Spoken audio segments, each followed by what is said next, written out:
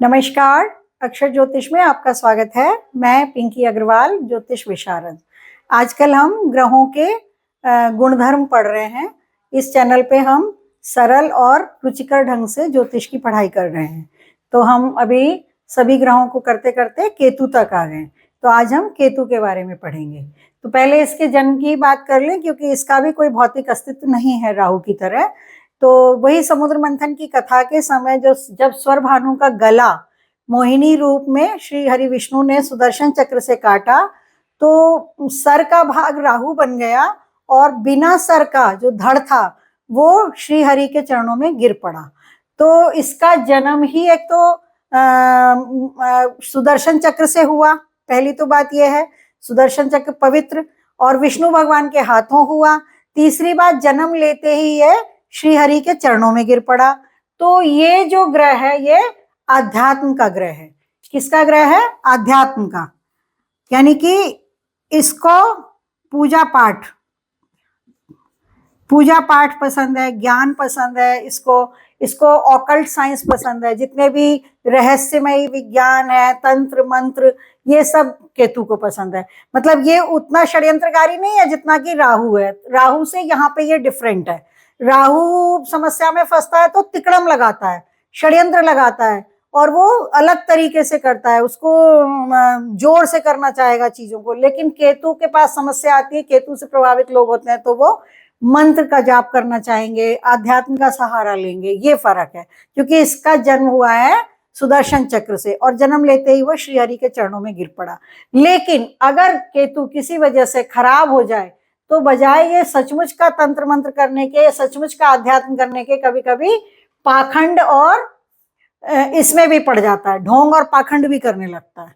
तो ये दोनों ही चीजें, दोनों एंगल है इसके। मतलब एक तरफ तंत्र मंत्र हो सकता है, ज्योतिष का भी ये लॉर्ड हो सकता है ना, और दूसरी तरफ ये इसमें भी जा सकता है। जैसे राहु है संक्रामक रोगों का, वैसे ही केतु भी चेचक का लॉर्ड है। केतु की दशा में, अंतरदशा में कई बार अन्य दशाएं भी सही ना चल रही हो तो चेचक जैसा रोग दे देता है ये। अच्छा, अब इसके पास क्या है? आंखें नहीं है, इसके पास पूरा सिर ही नहीं है, 4 ज्ञानेंद्रियां तो है नहीं, इसके पास केवल स्किन है। तो स्किन की खराबी देता है चेचक रोग, आप जानते ही हैं। अब इसके पास कोई भी मतलब बॉडी पार्ट्स में सबसे जो हेड है, सिर नहीं है, तो ये क्या है? भटकने वाला प्लेनेट है, भटकता है। तो भटकने में क्या हो सकता है? जो फेरी वाले लोग होते हैं ना, फेरी लगाते हैं, या वीकेंड मार्केट में आपने देखा होगा, अलग अलग जगह जाके हर वीक, मतलब हर दिन उनका अलग जगह लगता है। तो ऐसे काम करने वाले जो है ये केतु के अंतर्गत आते हैं। अब केतु जो है भटकने के साथ में इसके ये भी है कि खेत छुड़ाए खेत करके एक कहावत है। तो ये ना ट्रांसफर दे देता है। केतु का अंतर जब आएगा तो अगर आप सरकारी नौकरी में, तो ट्रांसफर दे सकता है, स्थान परिवर्तन देता है, घर बदलवा देता है। अब प्राइवेट नौकरी वाले होते हैं तो काम धंधा भी बदल लेते हैं या जॉब छोड़ देते हैं। जैसे 10th हाउस में अगर केतु बैठा होता है तो ये देखने में आया कि व्यक्ति कई कारोबार बदलता है, कई बार काम बदलता है किन्हीं कारणों से। तो इसी तरह से ये भी रहस्य का प्लेनेट है, राहु की तरह ये भी रहस्य का प्लेनेट है। अब इसको क्या है? पुरानी चीजें अच्छी लगती हैं, पुरातत्व की चीजें, खंडहर पसंद है, पुरानी वस्तुएं खरीदने बेचने वाले होता है ना, कई लोग होते हैं एंटीक्स खरीदते हैं, वो केतु से रिलेटेड होते हैं। केतु का उनके ऊपर प्रभाव होता है। बीमारियों में इसमें भगंदर दे देता है, ये बवासीर दे देता है। क्यों? क्योंकि ये कुजवत केतु है। जैसे हमने वहां पढ़ा था, राहु में पढ़ा था कि शनिवत राहु होता है, यानी कि राहु में कुछ लक्षण शनि के समान है, सेपरेटिवनेस है ना, डिले करना चीजों को। तो अब ये कुजवत है। तो कुजवत है तो क्या है इसमें? जैसे कुज माने क्या होता है? कुज माने होता है मंगल ग्रह। मंगल ग्रह की बात हो रही है, तो मंगल ग्रह के कौन कौन से गुण है इसके अंदर? घाव दे देगा, एक्सीडेंट दे देगा, ठीक, और सर्जरी का लॉर्ड है ये, सर्जरी दे देता है। गलना, कोई अंग गल रहा है, सड़ रहा है, सड़ना, ये सारी चीजें जो है ना, इसी तरह से सर्जन बनाना। अब सर्जन बनाना हमें कैसे याद रहेगा? क्योंकि हमने उधर मंगल को भी पढ़ लिया, वहां भी सर्जन बन रहे थे। सूर्य को भी पढ़ा, वो भी डॉक्टर बना रहा था। शनि को भी पढ़ लिया कि वो भी डॉक्टर बना सकता है, बीमारी देता है। तो अब इसका केतु का सर्जन से क्या लॉर्ड है? हमने पढ़ा कि पहली राशि हमारी मेष राशि है, ठीक है, पहली राशि हमारी मेष है। अब मेष राशि में पहला, सबसे पहला नक्षत्र कौन है? अश्विनी। अश्विनी भरणी ऐसे ही है ना, अश्विनी। अब जो अश्विनी नक्षत्र है, इसके जो देवता हैं, या मेष राशि का स्वामी केतु, केतु के देवता अश्विनी, अश्विनी कुमार। अब ये अश्विनी कुमार कौन है? अब फिर एक कहानी आ जाएगी यहाँ पर।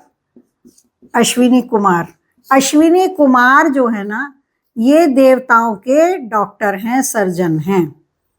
ये बात कहाँ से निकली? आपको पता होगा कि एक बार माँ गौरी ने गणपति जी को बिठा दिया गेट पे कि कोई अंदर ना आए। अब गणपति जी तो बैठ भी गए और उन्होंने मना कर दिया कि कोई अंदर नहीं जाएगा। महादेव बहुत दिनों बाद आए थे तपस्या के बाद, उन्हें भी पता नहीं था कि ये मेरी संतान है। उन्होंने कहा मुझे अंदर जाना है। अब वो गणपति जी तो अटक गए कि नहीं नहीं नहीं जाना है। उन्होंने सारे देवी देवताओं से रिक्वेस्ट करवाई, इंद्र जी आए समझाने, नहीं सुना उन्होंने। इवन देवादिदेव ये देवताओं के जो नारद ऋषि हैं वो आए, नारद मुनि, तो उन्होंने भी समझाया। तो हुआ ये कि बजाय उनकी बात सुनने के, गणेश जी को कुछ घमंड सा आ गया कि ये लोग बार बार कहे जा रहे हैं मान जाओ भैया, मान जाओ भैया, दरवाजा खोल दो, कोई कुछ कर नहीं रहा है। तो घमंड आ गया गणेश जी को। तो उन्होंने क्या किया, उन्होंने खिल्ली उड़ाई नारद जी की। उन्होंने कहा बस ऐसे ही बीणा लेके घूमते रहते हैं आप कुछ करते वर्ते भी हैं, या बस ये बीणा ही बजाना आता है, या ये भी नहीं आता आपको ठीक से ऋषिवर। तो सब लोगों ने मना किया कि इनकी, नारद जी की तुम खिल्ली मत उड़ाओ, ये बड़े ऋषि हैं, इनकी सब लोग बात सुनते हैं। पर गणपति जी को उस समय पता नहीं क्या सूझा, उनकी जो भी दशा आ गई होगी खराब वाली, तो वो गुस्सा हो गए और वो मतलब उन्होंने बहुत ही खिल्ली उड़ाई, सबकी उड़ाई, इंद्रदेव की उड़ाई, बाकी देवी देवता जो जो उन्हें समझाने आए सबकी उड़ाई। तो जब उन्होंने नारद जी की बहुत खिल्ली उड़ाई तो महादेव जी को गुस्सा आ गया और उस गुस्से में महादेव जी ने त्रिशूल से उनकी गर्दन काट दी।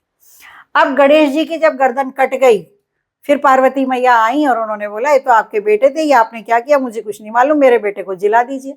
तो ये हुआ कि भाई अश्विनी कुमारों को बुलाया जाए। अश्विनी कुमार जो हैं ये इनकी कॉस्मेटिक सर्जरी करेंगे। और फिर एक बेबी एलिफेंट का सिर लाया गया, जो कि लगभग उस उचित था कि वो वहां पे यथास्थान जो है फिक्स किया जाए। तो गणेश जी के सिर की जगह पर, चेहरे की जगह पर वो बाल हाथी जो था उसका गज का सिर लगाया गया। तो वो किसने जोड़ा था? वो अश्विनी कुमारों ने जोड़ा था। तो ये अश्विनी कुमार जो है ना, इनके देवता हैं केतु के, तो इसलिए। और ये अश्विनी नक्षत्र भी यहाँ पर आ जाता है, मेष राशि भी आ जाती है, और इनके मेष राशि में जो है उन जो नक्षत्र आया उसके स्वामी केतु होते हैं। तो यहाँ से ये सर्जन, यानी कि हमारी जो पौराणिक कथाएं हैं उनमें पहले कॉस्मेटिक सर्जन कौन है? अश्विनी कुमार। ये दो भाई थे ऐसा बोलते हैं, और दोनों ही अच्छे सर्जन थे। तो उन्होंने गणपति जी की सर्जरी करके उनका सिर जोड़ा था। तो अब जब यहाँ से ये कहानी शुरू होती है तो वहां पे हम लोग बोलते हैं कि केतु जो है ये सर्जरी का लॉर्ड है और सर्जन बनाता है।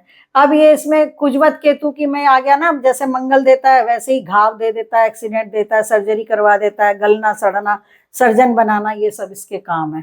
तो ये केतु के बारे में आपने ये पढ़ा। इसी तरह से इसको पुरानी चीजें पसंद है, तो खंडहरों में जाते हैं ना लोग, पुरातत्व विभाग वाले होते हैं, रेनोवेशन करते हैं, वो काम भी केतु से रिलेटेड होता है। रहस्यों की खोज करते हैं, कोई मंदिर छुपा हुआ है वहां खोजने चले जाते हैं, तो इस तरह की चीजें, या कोई और चीजें होती हैं, कई मैप्स मिल जाते हैं, कई चीजें मिल जाती हैं।